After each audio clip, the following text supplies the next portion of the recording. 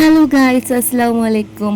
Welcome back to my YouTube channel. അപ്പോൾ ഞാൻ ഇന്നലെ അത്താഴത്തിന് വേണ്ടിയിട്ട് ഒരു മജ്ബൂസ് ഉണ്ടാക്കിയിട്ടുണ്ടായിരുന്നു. വളരെ സിമ്പിളായിട്ടുള്ള മജ്ബൂസാണ്. ഇത് എത്ര പെട്ടെന്ന് ഉണ്ടാക്കാൻ പറ്റുമെന്ന് നിങ്ങൾ കണ്ടു നോക്കൂ കേട്ടോ. അപ്പോൾ അതിനായി നമ്മളിവിടെ പെരിഞ്ചീരകം, 2 ഗ്രാമ്പൂ, കറുവപ്പട്ട, 2 ഏലക്ക ഇതൊക്കെ ഒന്ന് ഗരം മസാല ആക്കി എടുക്കാൻ വേണ്ടിയിട്ടാണ്. എൻ്റെ ഗരം മസാലയിൽ അപ്പോൾ ഇതുപോലെ ചെയ്തെടുത്താൽ നമുക്ക് എല്ലാ കറിക്കും ഉപയോഗിക്കാം കേട്ടോ. അപ്പോൾ ഒരു സൈഡിൽ ചിക്കൻ പൊരിച്ചെടുക്കുന്നുണ്ട്. അപ്പോൾ ഇതാ കുക്കർ വെച്ചിട്ടുണ്ട്, അത് ചൂടായി വരും. അതിലൂടെ ഒരു 2 ടേബിൾ സ്പൂൺ വെളിച്ചെണ്ണ ഒഴിച്ച് കൊടുക്കാം. എന്നിട്ട് അതിലോട്ട് നമുക്ക് കട്ട് ചെയ്ത് വെച്ച സവാള ഞാൻ ഇവിടെ എടുത്തിരിക്കുന്നത് 1 ഞാൻ ഇപ്പോൾ 1/2 കിലോ അരിയുടെ അളവാണ് കാണിക്കുന്നത്. പിന്നെ ഒരു തക്കാളി, 3 പച്ചമുളക്, ഇഞ്ചി, വെളുത്തുള്ളി, ഒരു 4-5 വെളുത്തുള്ളി, കഷ്ണം ഇഞ്ചിയും, പിന്നെ അതുപോലെ തന്നെ എല്ലാം ചതച്ചിട്ടാണ് ഇട്ട് കൊടുക്കുന്നത് കേട്ടോ. അപ്പോൾ ഇതെല്ലാം ഇട്ട് കൊടുത്തിട്ട് ഉപ്പും കൂടെ ഇട്ടിട്ട് നമുക്ക് എന്ത് ചെയ്യാം, നന്നായിട്ടൊന്ന് വഴറ്റി കൊടുക്കാം. നിങ്ങൾക്ക് വേണമെങ്കിൽ ചിക്കൻ പൊരിച്ചിട്ട് ചിക്കൻ വെളിച്ചെണ്ണയിലാണ് പൊരിക്കുന്നെങ്കിൽ അതിൻ്റെ 2 ടീസ്പൂൺ ഇതിലോട്ട് ചേർത്ത് കൊടുത്താൽ ചോറിന് ഒന്നുകൂടെ ടേസ്റ്റ് കൂടും കേട്ടോ. അപ്പോൾ ഞാനിവിടെ സൺഫ്ലവറിലാണ് പൊരിക്കുന്നത്, അതുകൊണ്ടാണ് വെളിച്ചെണ്ണ എടുക്കാത്തത്. അപ്പോൾ ഇതാ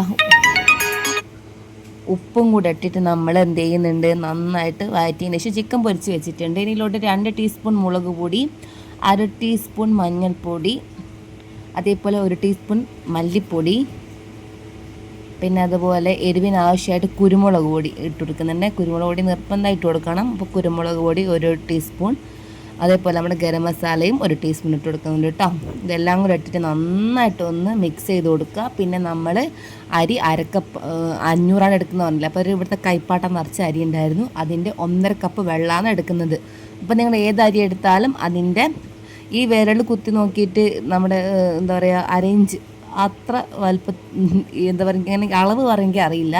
നിങ്ങൾ 1 കപ്പ് എടുത്തിട്ട് 1 കപ്പ് അരിക്ക് 1.5 കപ്പ് വെള്ളം, നല്ല വേവുള്ള അരിയാണെങ്കിൽ ഒരു 2-3 ടേബിൾ സ്പൂൺ വെള്ളം കൂട്ടിയെടുത്തോട്ടെ. ഇത് പൊന്നിയരിയെ കൊണ്ട് പെട്ടെന്ന് ഒത്ത വെള്ളമായിരുന്നു, കുറവോ കൂടുതലൊന്നുമില്ല, അടി പിടിച്ചിട്ടൊന്നുമില്ല. അപ്പോൾ അതിലോട്ട് ഞാൻ അരി എടുക്കുമ്പോൾ ശ്രദ്ധിക്കേണ്ടത് ഊറ്റി വെക്കണം. കാരണം അതിലെ വെള്ളം കൂടുതലായാൽ ചിലപ്പോൾ കഞ്ഞി പോലെ ആയിപ്പോവും ചോറ് കേട്ടോ.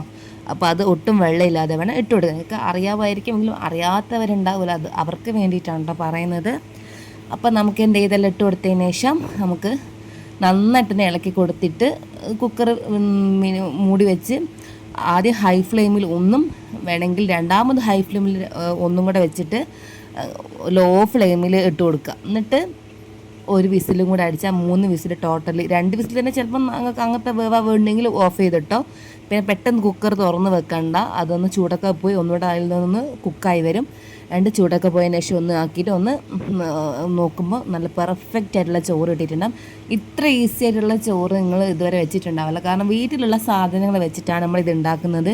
പുറത്തുനിന്ന് മാഗി ക്യൂബ് ഒന്നും നമുക്ക് വാങ്ങേണ്ട ആവശ്യമില്ല. നമുക്ക് നല്ല ടേസ്റ്റുള്ള ചോറാണ്. എന്തായാലും ഉണ്ടാക്കി നോക്കാം.